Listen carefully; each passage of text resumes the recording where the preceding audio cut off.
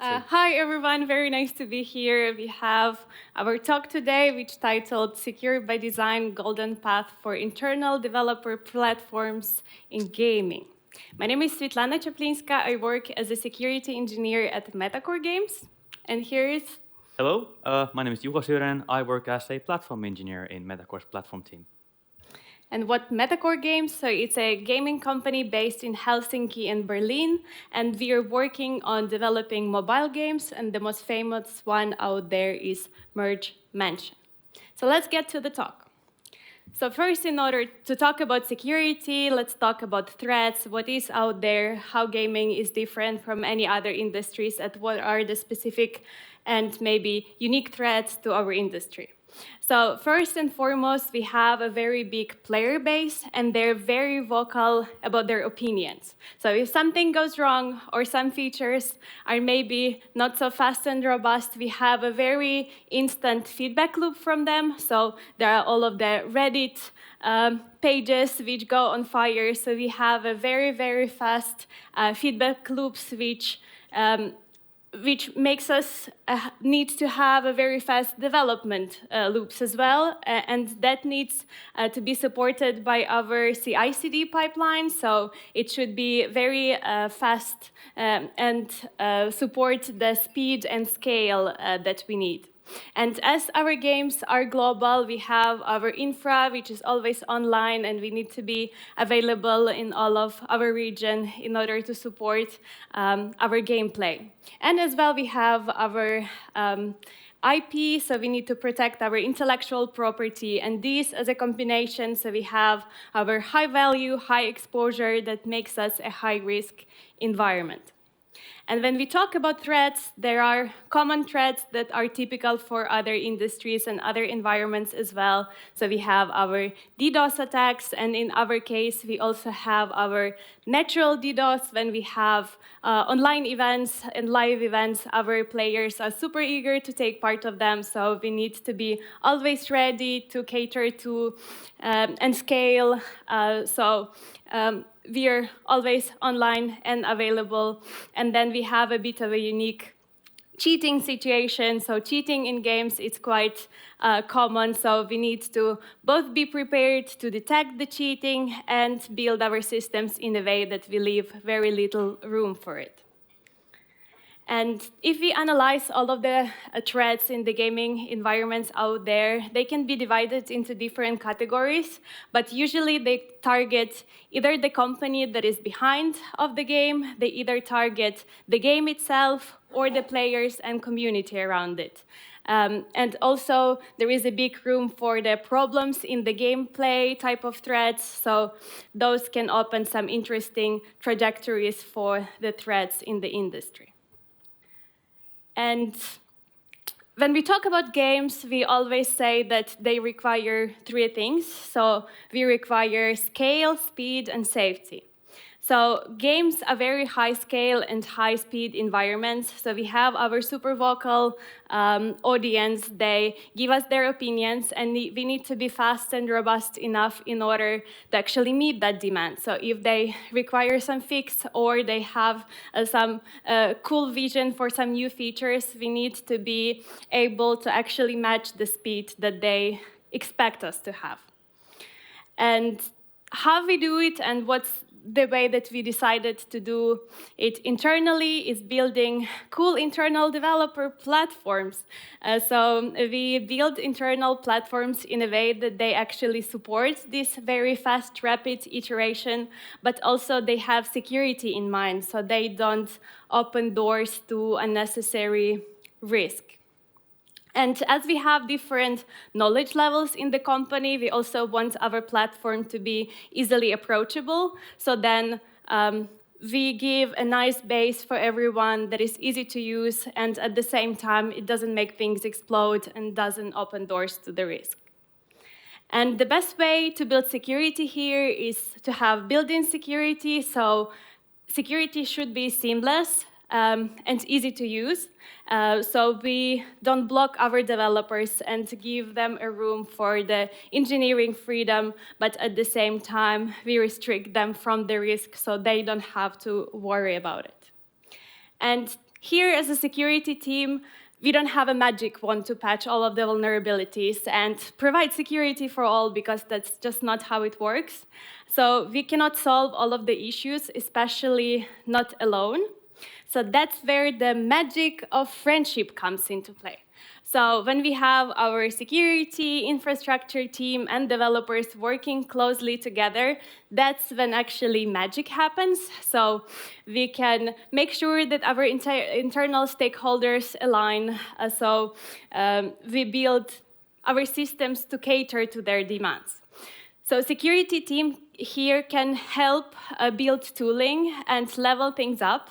We can introduce things like security maturity models, or we have our security champion program that is super valuable, and it actually helps us encourage developers to take things in their own hands and drive those initiatives without security being the team that needs to constantly push those ideas. So it allows us to have security by design and have security as a continuous process, not as a standalone activity.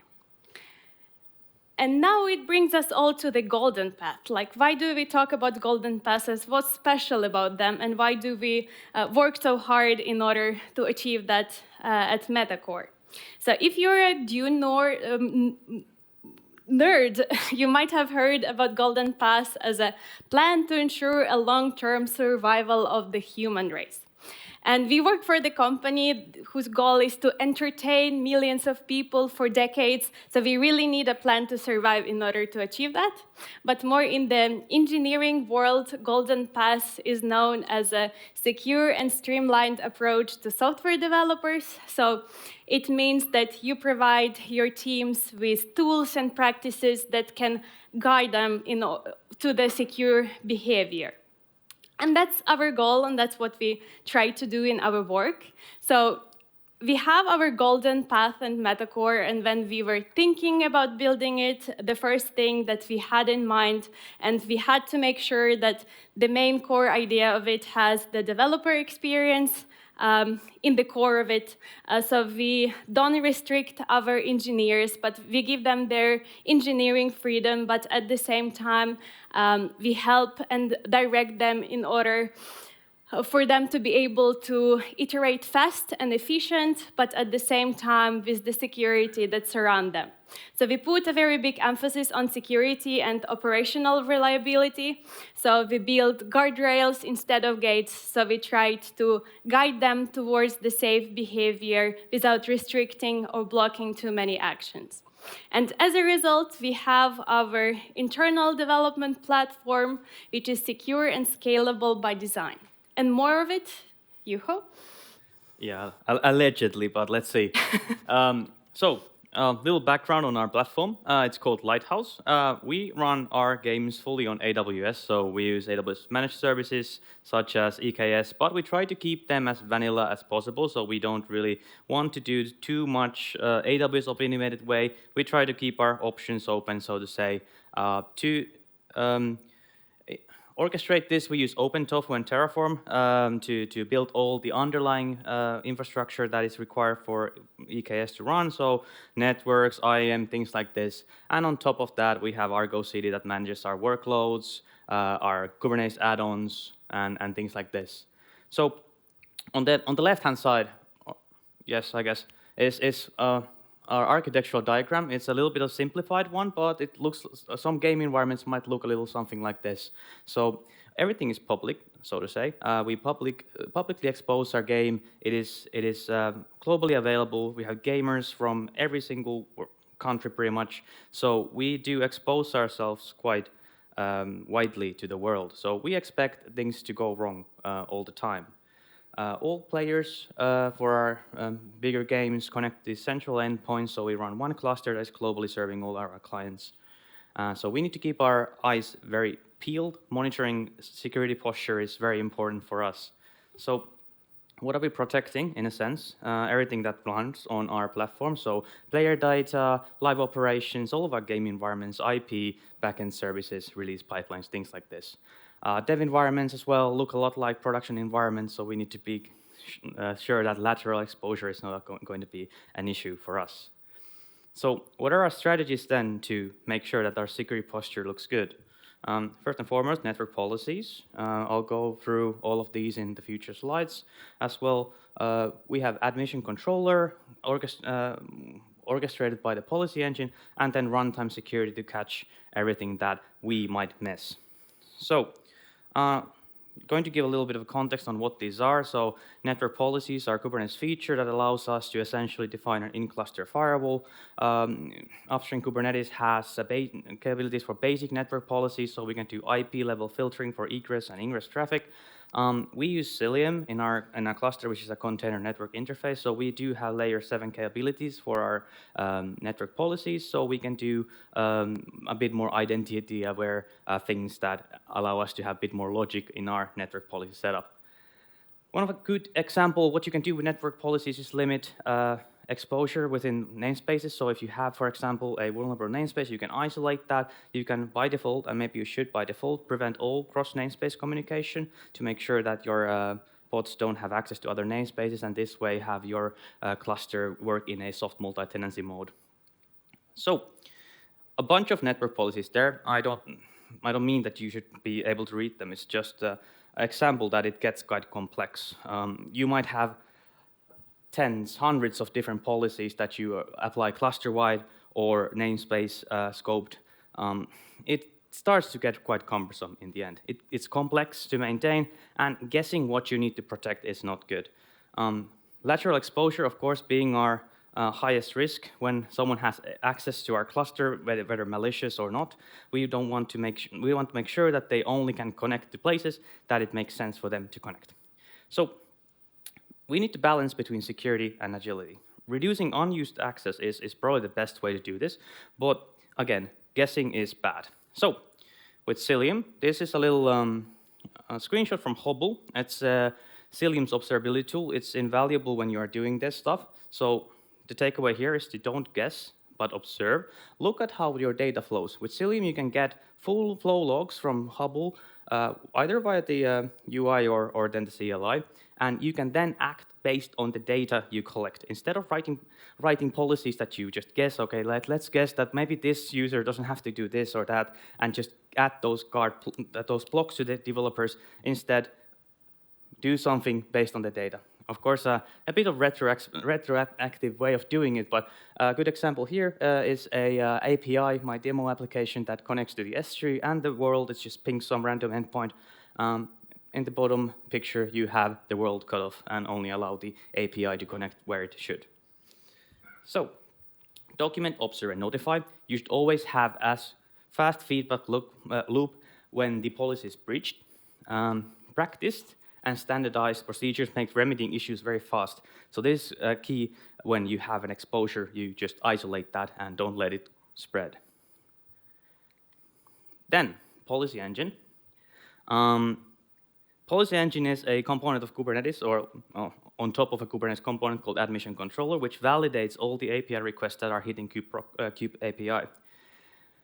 We at Metacore, we use Kyverno for this. It looks a little something like this. Here's a little GIF. It keeps on looping. I'll try to explain it. But developer feedback when you are doing things is very important. We need to make sure that whenever we breach a policy, the input to the developer is as fast as possible. The actual prompt here, okay, that's AI hallucinating, don't trust it.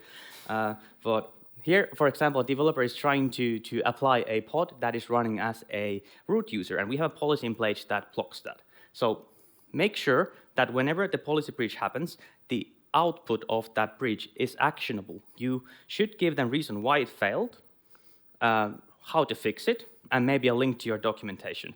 Governance is key here, and governance documentation, that is boring. No one wants to read that. It's like a ton of pages. Like, it doesn't make sense for developers to start reading that. So instead, give them a actionable fix here and adhere that to your governance policies and make sure that things are working in sense.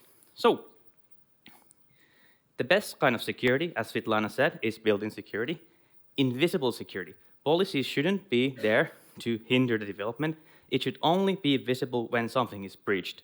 And what it should do, instead of breaking things, it should give you better way of doing things.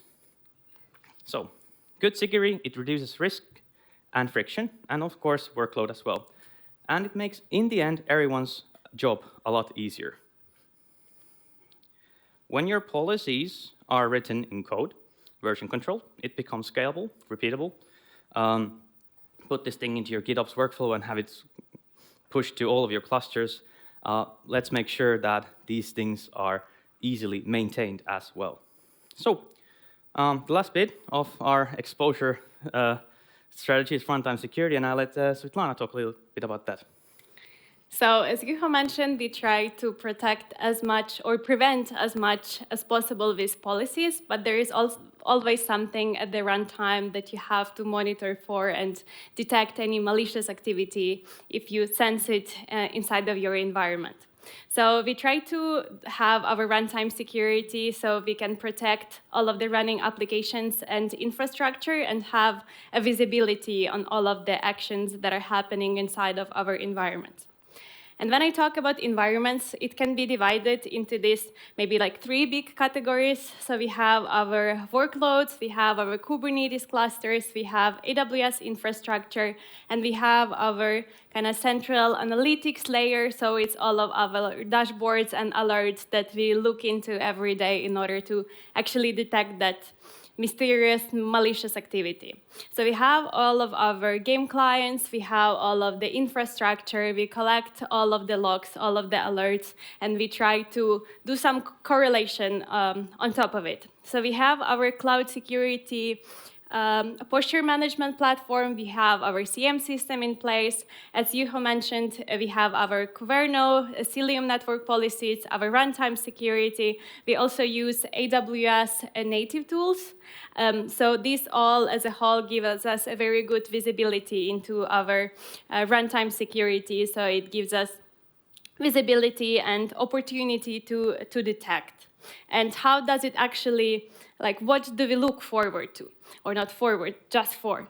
So we try to detect a critical pathway to a breach. So if there is any correlation of events that can notify or signify that there is some malicious activity happening, we want to be able to detect it. So we look for different already known vulnerabilities, for different behavioral and network abnormalities.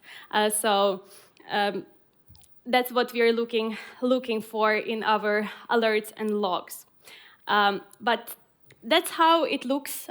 So it's the screenshot from our cloud security posture management platform. So we have on the top here, you can see all of the different rules that we have in place. So those are the platform native rules, but we have also a bunch of the custom rules that help us not to drown in the ocean of different alerts and actions that are happening in our environments. And they cover a lot of different categories of our infrastructure. An important bit here is that security telemetry is only valuable if you can act on it, and bit of an act on it here also has an important part that it should be both acted on and acted on time, because if you act on some important alert but it's way too late, it's not important anymore. So it's very important for us to reduce the noise of all of the alerts that we have, so then we actually can have a clear vision on the important malicious events. So then if you have too many things out there, it's very hard to see things that actually matter.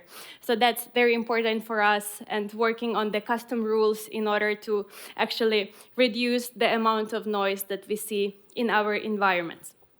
And coming back to the security as a shared responsibility, so it really pays off in the calm days when in your day-to-day work, when you have your collaboration between different teams, but when it actually shows you the importance of collaboration is the times of the incidents. So if something really goes wrong, that's where you see the payoff of all of the collaboration. So let us tell you a little war story.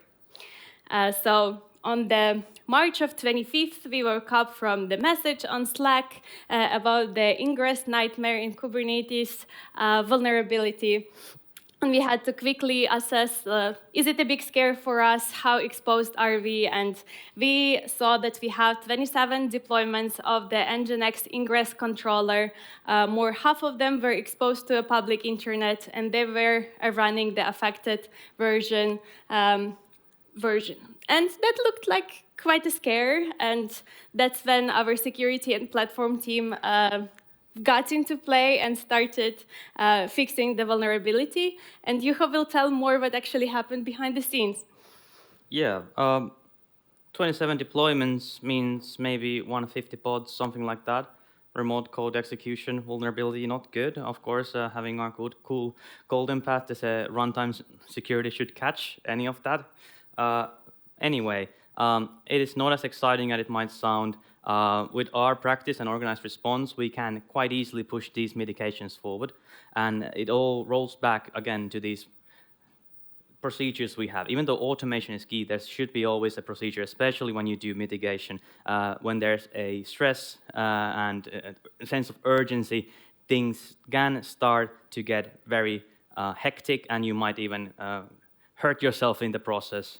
Some of the golden paths, of course, not really applicable here. We can't really isolate an ingress namespace because that would essentially block everything in our cluster. So, of course, we were really happy to have the CV patched the same day, so we would have the patch upstream and we could patch our deployments of the Nginx ingress controller and easily roll this out to the cluster fleet we had.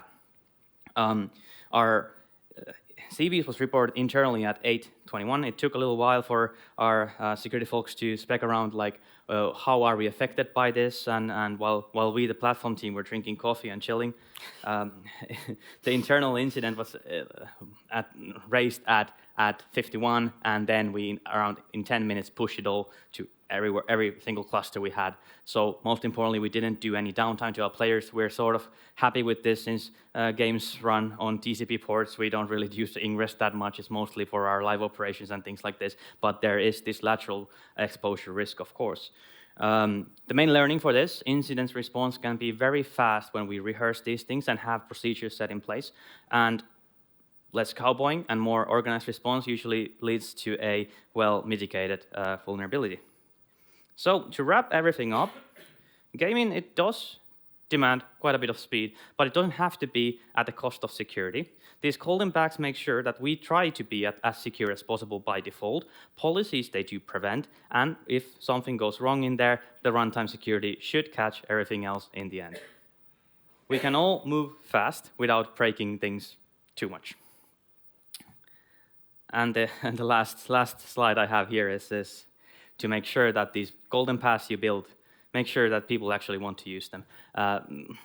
Especially when it comes to these policies and stuff like this, it often goes to that situation where people are annoyed, and we want to make sure that people are not annoyed. They actually feel that these help them to develop better games on our platform.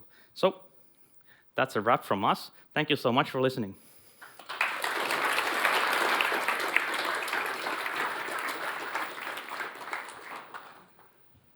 Thank you very much.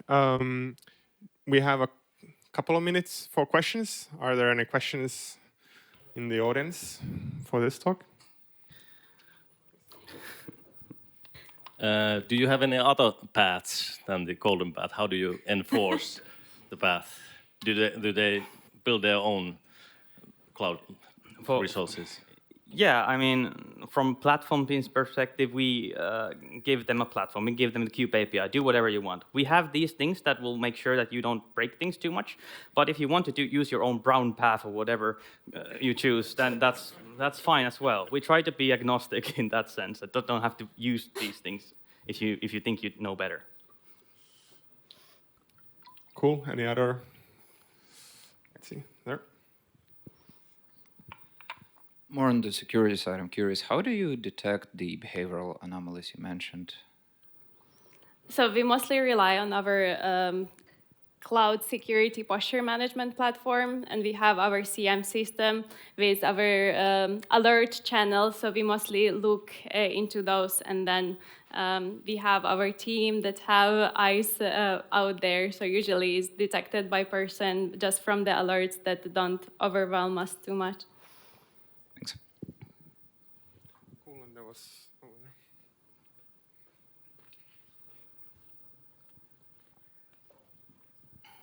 What are the most important cloud infra resources and cloud VM resources you need for gaming? Yeah, well, for us, it's compute capacity, and that's essentially what we do. We offload a lot of it to the client, so the mobile games, they run on the phones of the users, but the game logic, it runs on our platform, and it uses quite a lot of compute resources. So it's mostly our cluster compute nodes, so the EC2 underlying stuff on the EKS.